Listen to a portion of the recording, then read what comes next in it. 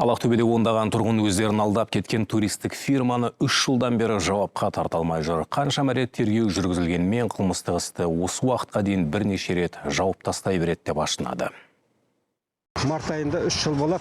Біздер туристический фирмаға алданып қалғанымызға.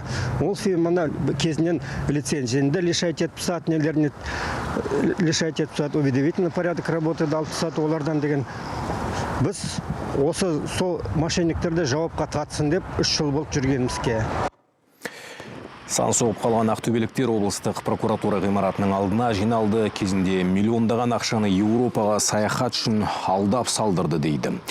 Олардың сөзінше туристік фирма өкілдері қаладағы әуежай мен вокзал маңын турулдап, адамдарды сауалнамаға тартқан кейіп танытады.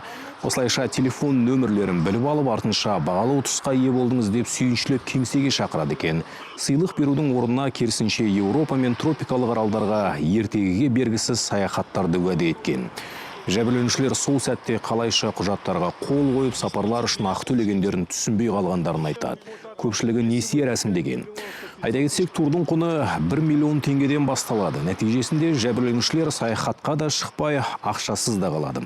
Тек Ақтөбенің өзінде 60-тан аста адам олардың қарамағына ілінген. 3 жыл бойы сан соғып қалған ақтөбеліктер жабылып құзырлы органдарға арызда жазған. Тергеу басталғанмен іс жабылып отырыпты.